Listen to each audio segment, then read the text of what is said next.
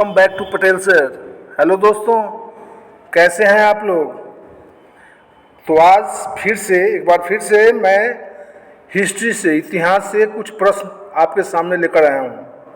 अब आपको सही जवाब देना है। आप get ready to answer my question. Okay, तो हम शुरू करते हैं। लेकिन शुरू करने से पहले एक बार फिर से मैं कहना चाहूँगा आप लोगों को कि अगर मेरे चैनल पे आप लोग नए हैं तो प्लीज़ मेरे चैनल को सब्सक्राइब कर लीजिए, बेल आइकन को दबा दीजिए, और वीडियो अच्छा लगे तो जितने भी आपके सर्किल में तैयारी करने वाले लोग हैं, है ना, उनको मेरा वीडियो शेयर ज़रूर कीजिए और थोड़ा सा सब्सक्राइब जरूर कराइए। आपसे विशेष रिक्वेस्ट है। ठीक है, तो आगे बढ़ते हैं हम लोग, शुरू करते हैं। आज क्वेश्चन नंबर है 151। कह रहा है क्वेश्चन, विक्रम संवत प्रारंभ हुआ। विक्रम संवत प्रारंभ हुआ, कब प्रारंभ हुआ।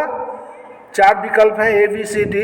अब आपको सही विकल्प का चुनाव करना है, कौन सा आंसर सही होगा। तो 151 का सही आंसर ए होगा, 58 ईसा पूर्व।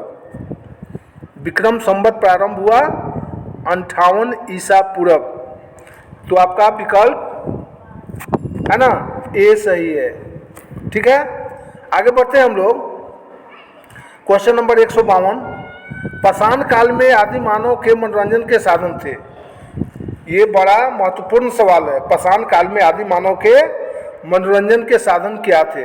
ए में है शिकार, बी में है जुआ, सी में है संगीत और डी में है घुड़सवारी। तो आपको सही जवाब देना है। तो इसका सही जवाब होगा ए, शिकार। पूरा पाषाण काल में आदि मानव के मनोरंजन के साधन क्या थे, शिकार थे। ठीक है, आगे बढ़ते हैं हम लोग। क्वेश्चन नंबर 153, दिल्ली सल्तनत की दरबारी भाषा थी। दिल्ली सल्तनत की दरबारी भाषा क्या थी। ये चारों में से आपको चूज करना है। तो 153 का सही जवाब होगा बी, है ना, फारसी। कौन भाषा होगा, फारसी होगा, बी सही है आंसर। ठीक है, आगे बढ़ते हैं हम लोग। क्वेश्चन नंबर 154, आगरा नगर की स्थापना किसके द्वारा की गई थी। आगरा नगर की स्थापना किसके द्वारा की गई थी। कई बार बहुत सारे कॉम्पिटिटिव एग्जाम में ये सवाल पूछे गए हैं और इसे जानना भी जरूरी है। बड़ा इंपॉर्टेंट सवाल है ये। Question number 154। तो इसका सही जवाब होगा डी, सिकंदर लोदी। आगरा नगर की स्थापना किसके द्वारा की गई थी। तो सिकंदर आंसर होगा, सिकंदर लोदी के द्वारा, डी होगा आंसर। ठीक है, आगे बढ़ते हैं हम लोग। क्वेश्चन नंबर 155, लोदी वंश का अंतिम शासक कौन था। अब आपको बताना है कि लोदी वंश का अंतिम शासक कौन था, है ना। Question number 155। तो इसका सही आंसर होगा बी, इब्राहिम लोदी। लोदी वंश का अंतिम शासक कौन था, इब्राहिम लोदी था। आंसर इसका बी होगा 155 का। ठीक है, आगे बढ़ते हैं हम लोग। क्वेश्चन नंबर 156, लाख बख्श के नाम से जाना जाने वाला भारतीय शासक कौन था। किनका उपनाम था लाख बख्श। Question number 156। तो 156 का सही आंसर होगा सी, कुतुबुद्दीन ऐबक। आप लोग मिला लीजिए। पहले तो आप अपने मन में बैठा लीजिए, फिर मैं आंसर जब बताता हूँ तो उसे सिलेक्ट कीजिए। ठीक है, मिला लीजिए, आप मैच कर लीजिए कि आंसर आप जो चूज किए वो सही था कि नहीं। तो 156 का सी होगा, कुतुबुद्दीन ऐबक, जिसको लाख बख्श की उपाधि मिली हुई थी।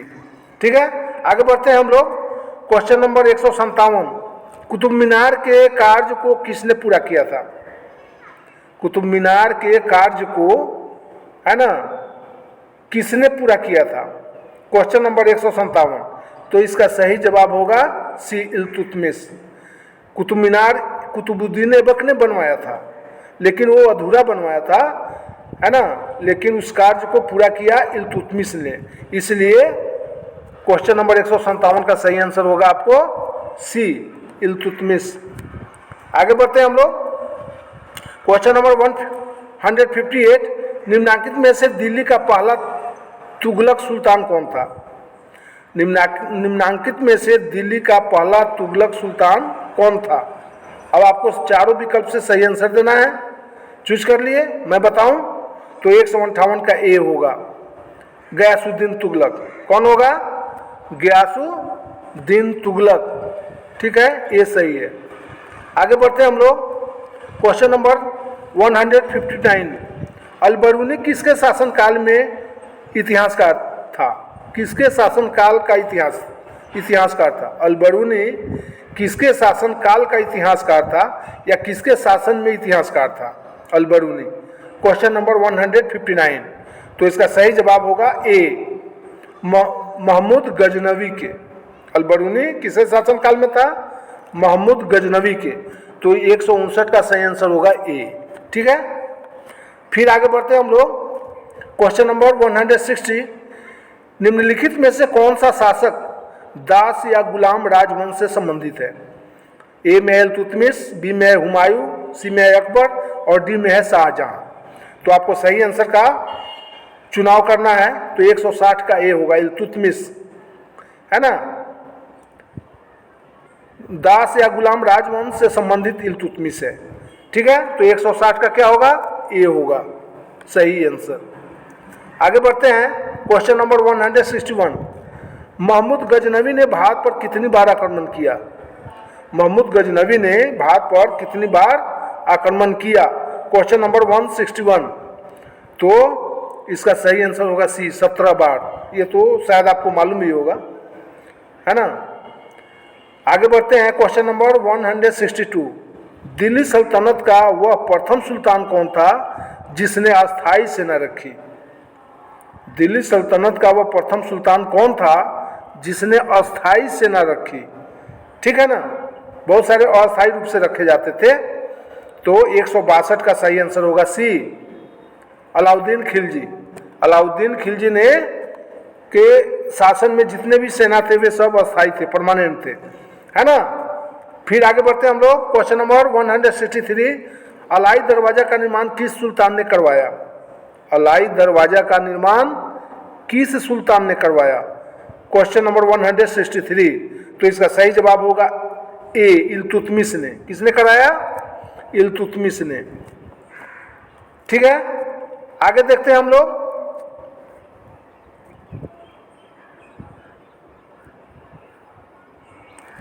क्वेश्चन नंबर 164, दिल्ली में कौन सा ऐतिहासिक स्मारक भारतीय तथा फारसी वास्तुकला शैली का उदाहरण है?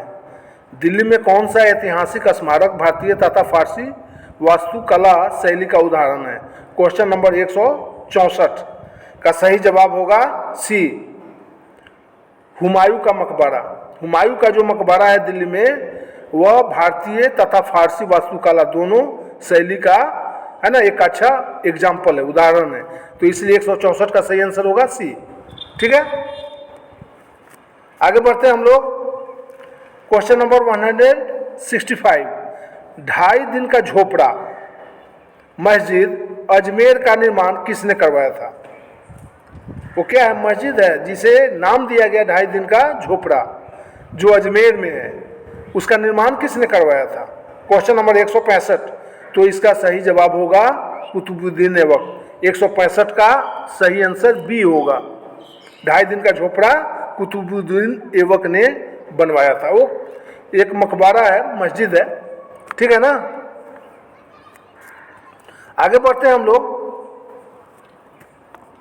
क्वेश्चन नंबर 166, चार मीनार का निर्माण किसने कराया था? चार मीनार हम जानते हैं हैदराबाद में है, तो उसका निर्माण किसने कराया था? क्वेश्चन नंबर 166, तो इसका सही आंसर होगा सी। ठीक है, कुली कुतुब शाह ने चार मीनार का निर्माण हैदराबाद में करवाया था, तो इसका सही आंसर सी होगा। ठीक है, आगे बढ़ते हैं। एक क्वेश्चन नंबर 167, हम्पी का खुला संग्रहालय किस राज्य में है? हम्पी का खुला संग्रहालय किस राज्य में है? सही आंसर चूज कीजिए अपने मन से, फिर मैं बताऊंगा। तो 167 का सही आंसर होगा ए, कर्नाटक में। कहाँ है? कर्नाटक में, ठीक है ना, ये सही है। आगे बढ़ते हैं हम लोग। गुरु नानक का जन्म 1469 ईस्वी में कहाँ हुआ था? गुरु नानक का जन्म 1469 ईस्वी में कहाँ पर हुआ था? ठीक है, क्वेश्चन नंबर 168, तो इसका सही आंसर होगा ए, और 168 का ए, तालवंडी या ननकाना में। गुरु नानक का जन्म 1469 ईस्वी में तालवंडी या ननकाना में हुआ था। ठीक है, आगे बढ़ते हैं हम लोग। क्वेश्चन नंबर 169, सिख धर्म का संस्थापक किसे माना जाता है? सिख धर्म का संस्थापक किसे माना जाता है? Question number 169। ठीक है, तो इसका सही आंसर होगा ए, गुरु नानक को।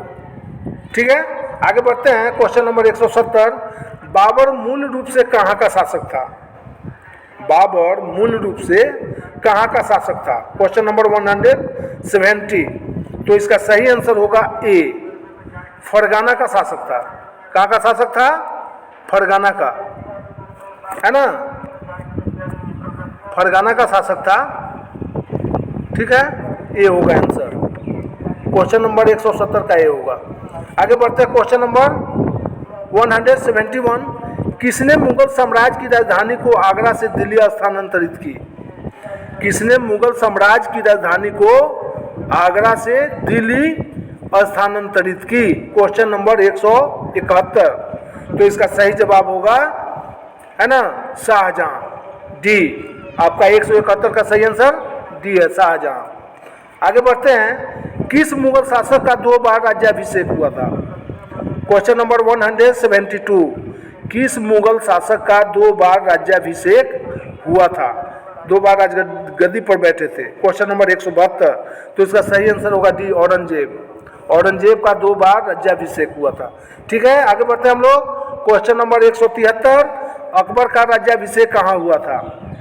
अकबर का राज्याभिषेक कहाँ हुआ था? Question number 173। तो इसका सही आंसर होगा कलानौर में, इसलिए 173 का सही विकल्प ये होगा, कलानौर। ठीक है, आगे बढ़ते हैं हम लोग।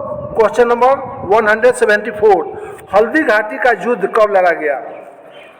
हल्दी घाटी का युद्ध कब लड़ा गया? Question number 174। तो उसका सही जवाब होगा बी, 1576 ईस्वी में। याद रखिए, हल्दी घाटी का युद्ध 1576 ईस्वी में लड़ा गया था। आगे बढ़ते हैं हम लोग। क्वेश्चन नंबर 175, शाहजहां ने निम्नलिखित में से किस शहर में मोती मस्जिद बनवाई थी? शाहजहां ने निम्नलिखित में से किस शहर में मोती मस्जिद बनवाई थी? Question number 175। तो इसका सही जवाब होगा आगरा में, है ना, 175 का सी आंसर सही होगा, आगरा। आगे बढ़ते हैं। क्वेश्चन नंबर 176, निम्न में से किस शासक का काल संगमरमर का काल कहलाता है? निम्न में से किस शासक का काल संगमरमर का काल कहलाता है? Question number 176। तो इसका सही जवाब होगा बी, शाहजहां। शाहजहां के काल को संगमरमर का काल भी कहा जाता है और सुनहरा काल भी कहा जाता है। तो इसलिए आपको 176 का बी आंसर सही होगा, शाहजहां। ठीक है, आगे बढ़ते हैं। क्वेश्चन नंबर 177, निम्न में से किस शासक का काल, अरे सॉरी यहाँ शाहजहां है, 177 का बी होगा, शाहजहां। ठीक है ना, यहाँ शाहजहां। आगे बढ़ते हैं। क्वेश्चन नंबर 178, शिवाजी ने मुगलों को किस संधि के द्वारा किलों को हस्तांतरित किया? शिवाजी ने मुगलों को किस संधि के द्वारा किलों को हस्तांतरित किया? Question number 178। तो इसका सही आंसर होगा सी, पुरंदर की संधि के द्वारा। कौन सा संधि? पुरंदर की संधि के द्वारा शिवाजी ने मुगलों को, है ना, उनका किला हस्तांतरित किया, पुरंदर की संधि के द्वारा। इसलिए 178 का सही आंसर सी होगा। आगे बढ़ते हैं हम लोग। क्वेश्चन नंबर 179, किसके शासन काल में मराठा प्रमुख संभाजी की हत्या कर दी गई थी? क्वेश्चन नंबर 179, किसके शासन काल में मराठा प्रमुख संभाजी की हत्या कर दी गई थी? क्वेश्चन नंबर 179 का सही आंसर होगा ए, औरंगजेब के शासनकाल में। किसके शासनकाल में? औरंगजेब के शासनकाल में।